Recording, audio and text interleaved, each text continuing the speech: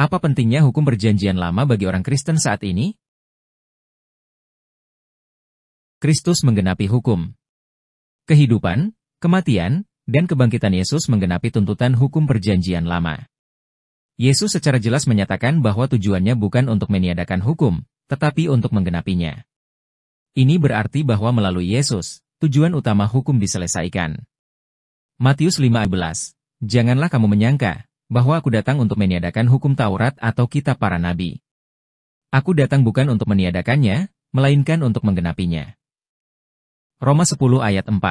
Sebab Kristus adalah kegenapan hukum Taurat, sehingga kebenaran diperoleh setiap orang yang percaya. Orang Kristen berada di bawah perjanjian baru.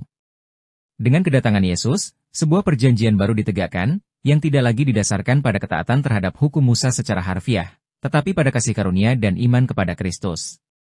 Perjanjian baru ini mengubah cara orang Kristen memandang hukum Perjanjian Lama. Ibrani 8 ayat 13. Dengan mengatakan, perjanjian baru, menjadikan yang pertama menjadi usang, dan apa yang menjadi usang dan tua, segera akan lenyap. Yeremia 31 ayat 33. Tetapi beginilah perjanjian yang kuadakan dengan kaum Israel sesudah waktu itu. Demikianlah firman Tuhan, aku akan menaruh Tauratku dalam hati mereka dan menuliskannya dalam hati mereka. Maka aku akan menjadi Allah dan mereka akan menjadi umatku. Hukum moral tetap mencerminkan karakter Allah. Meskipun orang Kristen tidak lagi di bawah hukum-hukum seremonial atau sipil Perjanjian Lama, hukum moral, seperti 10 perintah Allah, tetap mencerminkan karakter Allah dan standarnya untuk kekudusan. Prinsip-prinsip moral ini tetap menjadi pedoman bagi kehidupan orang Kristen. Roma 13 ayat 9-10. Sebab firman, jangan berzinah, jangan membunuh, jangan mencuri, jangan mengingini, dan firman lain manapun juga, sudah tersimpul dalam firman ini, yaitu, kasihilah sesamamu manusia seperti dirimu sendiri. Kasih tidak berbuat jahat terhadap sesama manusia, karena itu kasih adalah kegenapan hukum Taurat. Sarus 1 ayat 16. Sebab ada tertulis, kuduslah kamu, sebab aku kudus. Hukum seremonial dan sipil adalah bayangan Kristus. Hukum seremonial, seperti yang berkaitan dengan korban dan perayaan, serta hukum sipil yang mengatur bangsa Israel, digenapi dalam Kristus. Hukum-hukum ini mengarah pada Yesus menemukan makna yang lebih dalam karyanya di kayu salib. Kolose 2 ayat 16-17. Karena itu janganlah biarkan orang menghukum kamu mengenai makanan dan minuman atau mengenai hari raya, bulan baru ataupun hari Sabat. Semua ini hanyalah bayangan dari apa yang harus datang, sedang wujudnya ialah Kristus.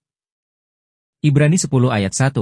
Di Taurat hanya terdapat bayangan saja dari keselamatan yang akan datang dan bukan hakikat dari keselamatan itu sendiri.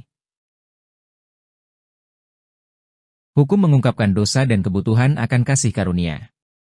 Hukum Perjanjian Lama berfungsi untuk mengungkapkan dosa manusia dan ketidakmampuan kita untuk mencapai kebenaran sendiri. Ini menunjukkan perlunya kasih karunia dan keselamatan melalui Kristus, yang menawarkan pengampunan dan penebusan tanpa harus memenuhi hukum. Roma 3 ayat 20.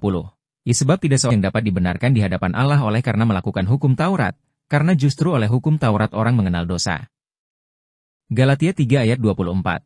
Jadi hukum Taurat adalah penuntun bagi kita sampai Kristus datang, supaya kita dibenarkan karena iman. Dibimbing oleh Roh, bukan oleh huruf hukum. Dalam Perjanjian Baru, orang Kristen dipanggil untuk hidup oleh Roh, bukan menurut huruf hukum. Ini berarti bahwa meskipun hukum Perjanjian Lama mengajarkan tentang kekudusan Allah, Roh Kudus sekarang memampukan orang percaya untuk hidup benar dan menggenapi esensi hukum melalui kasih dan kasih karunia. Roma 8 ayat 2-4. Roh yang memberi hidup telah memerdekakan kamu dalam Kristus Yesus dari hukum dosa dan hukum maut. Supaya tuntutan hukum Taurat digenapi di dalam kita yang tidak hidup menurut daging, tetapi menurut Roh. Galatia 5 ayat 18. Ya kan tetapi jikalau kamu memberi dirimu dipimpin oleh Roh, maka kamu tidak hidup di bawah hukum Taurat. Kesimpulan.